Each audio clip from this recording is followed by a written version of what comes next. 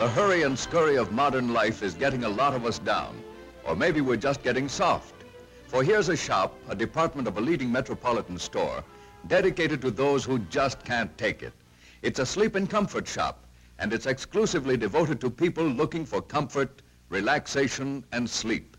This happy couple, for instance, have a real problem because the wife sinks out of sight on a soft mattress and hubby there floats like a cork on any other kind. Well, here's the sleep shop's answer. A mattress with one side soft and the other side hard.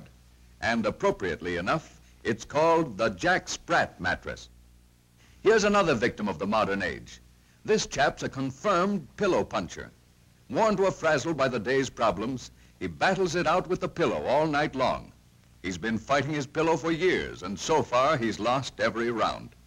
What he needs is the new cutaway pillow, which curves around the neck and positively will not bunch around the shoulders. One trial with the cutaway type, and he's finished with pillow pummeling forever. The Sleep Shop offers all these devices for one purpose, to make you more comfortable and relaxed, so it will be easier to sleep. Well, that takes care of our nightlife, but what about our waking hours? Science must have some answer to a problem as important as this. Suppose we pay a visit to the laboratory of a famous psychologist and see if he can give us the answer. Dr. Laird, you're recognized everywhere as an authority on relaxation. Well, how can people relax under the tension of modern life? What's the cause of this tension anyway? And what can we do about it? There are several causes of tension. Causes which arise from inborn human reactions and are just as natural as getting hungry when we haven't eaten. One important cause is noise. Even the expectation of noise is sufficient to build up considerable tension.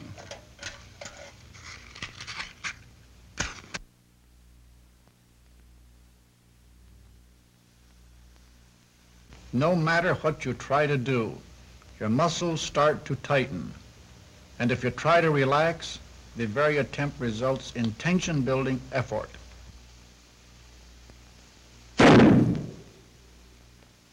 Notice how the clenching of the hand is measured with this instrument, which we call a tensionometer.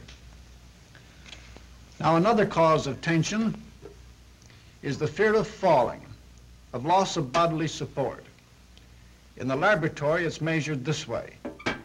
Well, Dr. Laird, that's really tension. It looks as though she's broken the machine. This fear, like the fear of noise, is inborn. Even newly born babies show it. And anyone who has visited an amusement park can surely recognize it in grown-ups.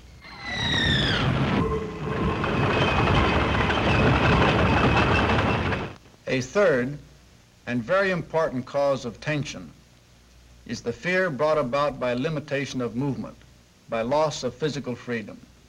Watch this demonstration. The moment your arms are prevented from moving, an inborn fear reaction causes your muscles to tense. This reaction is brought forth by any situation which hinders free movement. I get it. That's what happens to us in a crowd. That's right. Whenever something holds you so you can't move freely, this fear develops and causes tension. Well, that's clear enough. But Dr. Laird, can people do anything to avoid tension? Yes.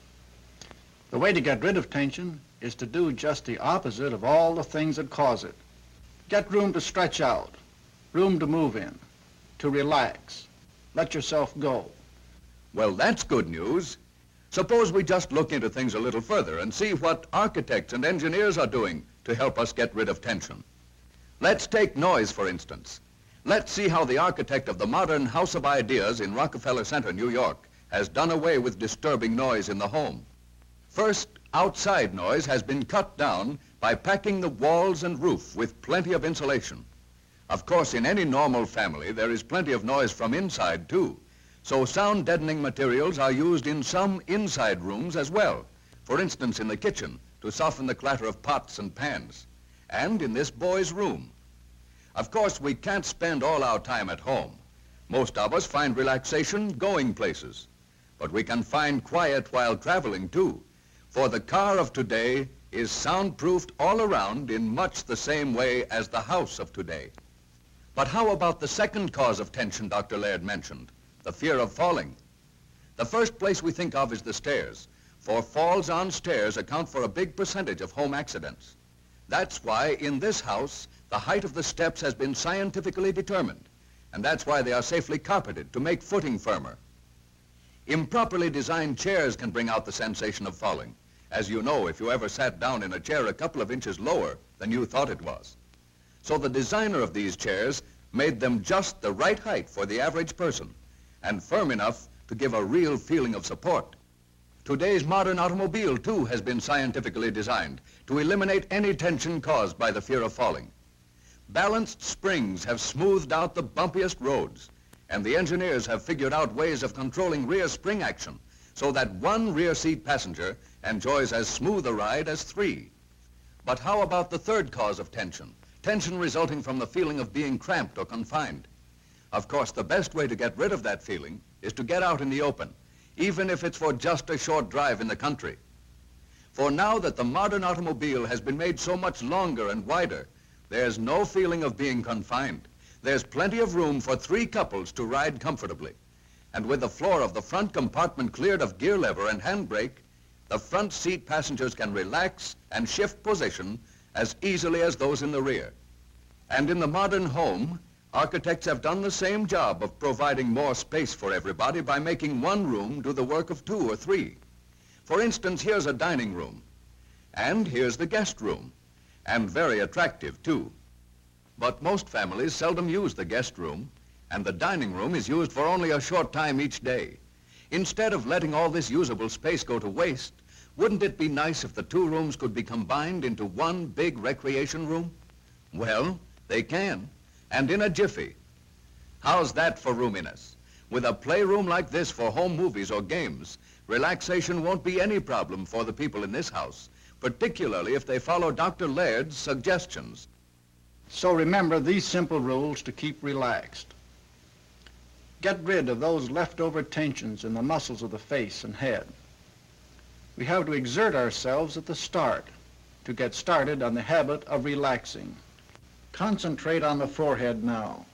We can feel the tension there. Now exert yourself to relax it. More. Still more.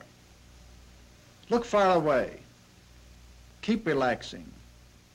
Stay away from noisy places. And value the ability to make your mind a blank. Do these things to untense, and we will approach each day with a better outlook, poised, relaxed. That's the way to let yourself go and have a better time going.